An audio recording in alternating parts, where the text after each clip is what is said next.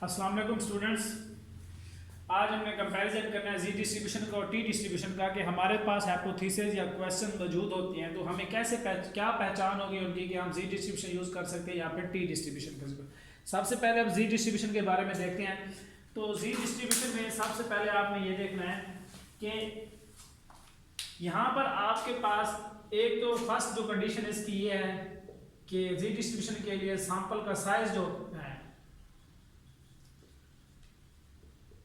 Sample size जो कि आपके पास m देखना है आके आपके पास वो क्या आपके पास चाहे वो ग्रेटर देन 30 हो, ग्रेटर देन और इक्वल टू 30 हो, या फिर आपके पास लेस देन 30 हो, या 30 से ज्यादा हो या फिर 30 से कम हो।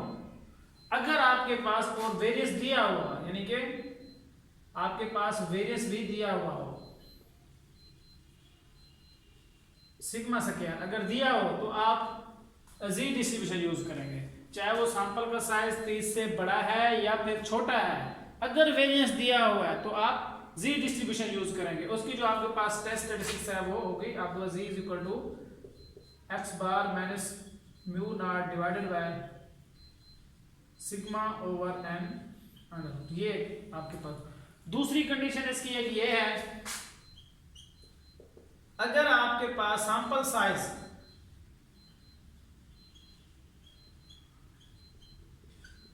जिसको हम n कहते हैं वो ग्रेटर देन और इक्वल टू 30 है और वेरिएंस जो है ना वो यहां पर क्या है आपके पास वेरिएंस सिग्मा स्क्वायर यानी कि नाउन है। सैंपल साइज 30 से ज्यादा है और वेरिएंस आपके पास सिग्मा स्क्वायर क्या है अननोन है।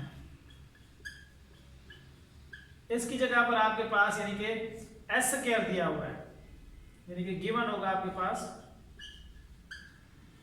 एस स्क्वायर आपके पास बायस्ड एस्टिमेटर है, तो तब भी आप जी डिस्ट्रीब्यूशन यूज करेंगे। फर्स्ट कंडीशन आपके पास है कि सैंपल साइज 30 से छोटा है या फिर बड़ा है, तो आपने क्या करना है जी डिस्ट्रीब्यूशन यूज करनी है। सेकंड इसकी ये है कि अगर सैंपल साइज 30 से बड़ा है और वेरिएंस नहीं दिया हुआ तो आप जी डिस्ट्रीब्यूशन यूज करेंगे। तो टी डिस्ट्रीब्यूशन के लिए क्या है कि इसकी कंडीशन है कि आपके पास फर्स्ट इसकी कंडीशन ये है कि यहां पर वेरिएंस जो हो आपके पास अननोन हो,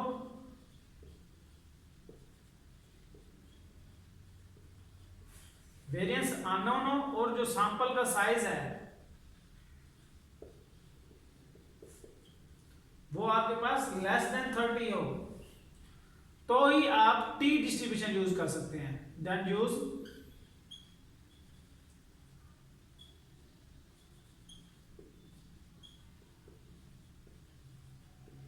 टी डिस्ट्रीब्यूशन। इसकी जो टेस्ट स्टैटिस्टिक्स होगी आपके पास टी इज इक्वल टू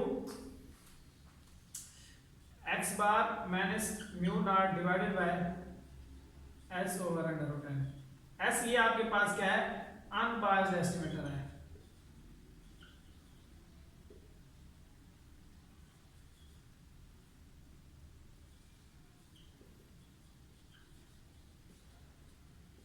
और यहां पर आपके पास जो एस है वो बायस्ड एस्टिमेटर है।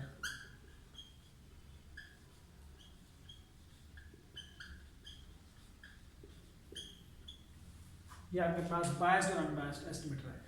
तो ये तो एक इसकी मैंने आपको एक जो पहचान थी वो बताई है कि आप कैसे यूज करके चाहे सैंपल का साइज 30 से छोटा हो या बड़ा हो और वेरिएंस दिया हुआ है तो आप जी यूज करेंगे। सेकंड में क्या है आपके पास सैंपल साइज 30 से बड़ा है और वेरिएंस अननोन है तो भी आप जी डिस्ट्रीब्यूशन यूज करेंगे। यहां पर आपके पास है कि वेरिएंस नहीं दिया हुआ आपके पास, उसकी बजाय आपको एस स्क्वायर दिया जाता है जो कि अनबायस्ड एस्टिमेटर है, यानी कि आपके पास यहां पर एस स्क्वायर की वैल्यू दे दी जाती है।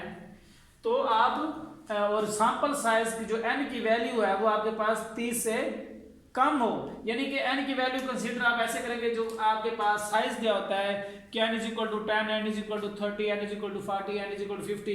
तो इस हिसाब से आपने देखना है कि आपके पास जो n 30 से कम है तो आपने क्या करना है, और वेरिएंस नहीं दिया हुआ तो टी डिस्ट्रीब्यूशन, अदरवाइज आपकी जी डिस्ट्रीब्यूशन होगी। ये तो इसकी बेसिक पहचान थी।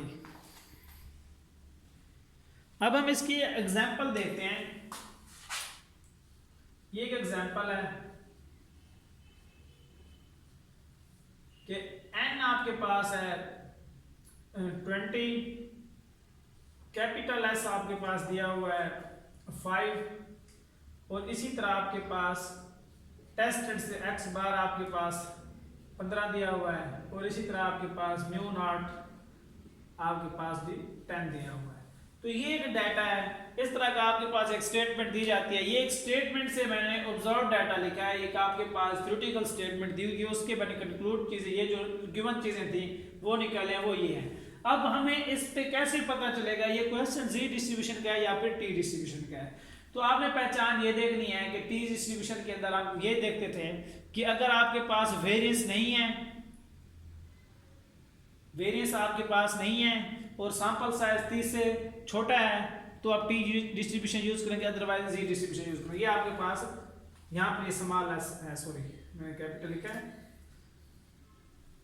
तो आपने देखना है कि ये आपके पास सैंपल साइज 30 से कम है और वेरिएंस भी नहीं दिया हुआ, उसका स्टैंडर्ड डेविएशन दिया हुआ है तो सैंपल का, तो यहां पर आप डिस्ट्रीब्यूशन यूज करेंगे, टी डिस्ट्रीब्यूशन यूज करेंगे, टी स्टैटिस्टिक।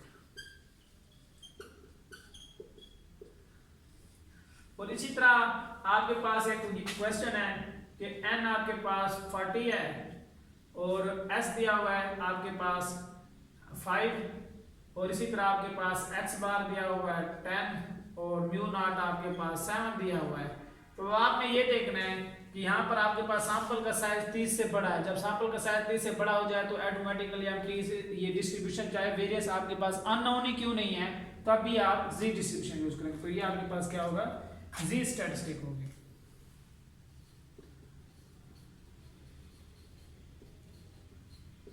जी स्टैटिस्टिक्स होगी।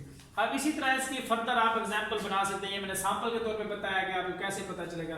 इसी तरह एक और एग्जांपल हम ले लेते हैं कि ये एक आपके पास है कि n इज इक्वल टू 15 और sigma square is equal to 10, x bar is equal to 5 और mu naught is equal to 3।